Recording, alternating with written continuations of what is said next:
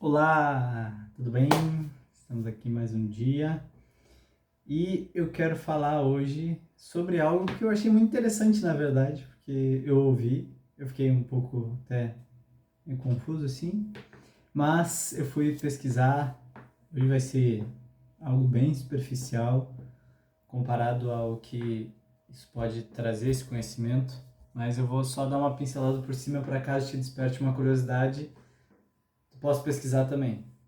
Eu quero falar especificamente sobre Isaías capítulo 11, o início, que fala um pouco sobre o Messias, Jesus, né? Vamos começar do versículo 1. Um rebento sairá do tronco de Jessé, e um ramo de suas raízes brotará. E sobre ele pousará o Espírito do Eterno, Espírito de sabedoria e de compreensão, de capacidade de aconselhamento e de fortaleza, de conhecimento e de temor ao Eterno. Será seu deleite e temor do Eterno. Ele não julgará pelo que lhe mostrarem seus olhos ou escutarem seus ouvidos, mas sim com justiça e equidade há de julgar os necessitados e os fracos em toda a terra. Com a majestade de suas palavras e alento de sua boca destruirá os ímpios. Com retidão se cobrirá e fidelidade o revestirá. E continua falando aqui, segue em frente, sobre como Jesus vai reinar entre nós. Amém? Só que o que me chama muita atenção é o versículo 3, né? O versículo 2, desculpa, que é sobre características do Espírito de Deus, ou o Espírito Santo, como a gente pode chamar. Eu não sou o maior fã de ler em hebraico, porque, sei lá, parece que o cara está se aparecendo, mas no hebraico as palavras me chamaram a atenção. Vou ler só esse versículo 2, que fala: Venachá Aloi Ruach Adonai, Ruach Chachma, Uvinah Ruach Etzah, Ugvurah Ruach Da'at, Ve'ivra Adonai. Então, o que me chamou a atenção?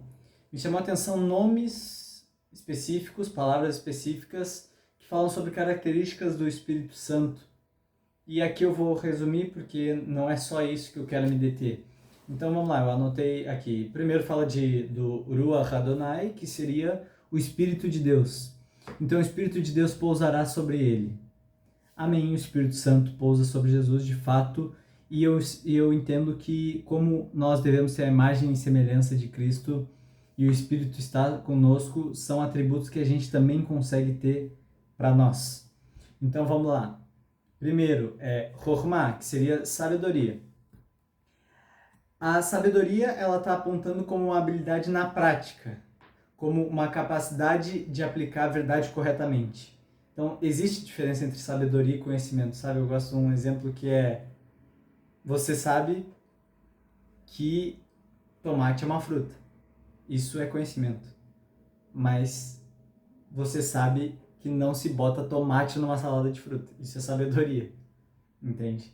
Então, a sabedoria é saber como aplicar essa verdade do conhecimento. O segundo, Binah, que seria o entendimento. Qual é a diferença do entendimento e do conhecimento? O entendimento é um discernimento profundo daquilo que tu conhece. Então, existia uma tribo, que se eu não me engano era Isacar, que era uma tribo de Israel que só discernia os tempos, eles serviam só para discernir os tempos. E Davi consultou a eles. Então, existia uma tribo Israel, não tenho certeza se é Isacar, que servia só para discernir os tempos. A gente tem que ter essa característica do Espírito Santo em nós, o discernimento. O outro é Etzá, que seria o conselho. Então, o que seria o conselho? Seria toda a questão de planejamento, de estratégias do reino. Como é que a gente pode avançar com o reino? Como é que eu posso evangelizar? Como é que eu posso prosperar? Isso é algo que o próprio Espírito Santo nos dá. Quero ser mais rápido. O próximo, Gvurah, que seria fortaleza, que é poder, bravura, capacidade. Então percebe que o Espírito Santo nos capacita para ser líderes em tudo, em planejamento, discernimento, força, poder. Próximo, Da'at, que seria conhecimento. Seria um conhecimento como se fosse um conhecimento relacional, um conhecimento de pessoas, talvez podemos dizer. É um conhecimento que tu entende. Por exemplo, eu entendo o que aquela pessoa está sentindo, eu entendo, como se fosse um discernimento, só que mais voltado para as pessoas, uma experiência direta sobre um sentimento. E o outro, só por cima, é Irat Adonai, que seria o temor do Senhor, que é a reverência a Deus, é o princípio de tudo, e isso o próprio Espírito Santo nos dá. Agora, o que me chama a atenção nisso? Que são 7 Espíritos de Deus. Né? É o Espírito Santo, mas que se mostra nesse texto de 7 formas. E eu vejo muito linkado isso com, não só eu, mas os rabinos apontam, para Menorá. O que é a Menorá? A Menorá é o candelabro judaico, aquele do templo que são 7 hastes. Na verdade, é uma haste principal, que a gente pode dizer que é o Ruach Adonai, o Espírito de Deus, e duplas, 3 duplas, porque aqui nesse texto ele fala como se fosse duplas, né? A gente vem aqui, ele fala Espírito de sabedoria e compreensão, capacidade de aconselhar, discernimento e de fortaleza. Então a gente vê que são duplas, como as hastes do candelabro, da menorá. Perfeito. Então, por que isso chama atenção? Porque a menorá, ela é um candelabro totalmente feito de ouro.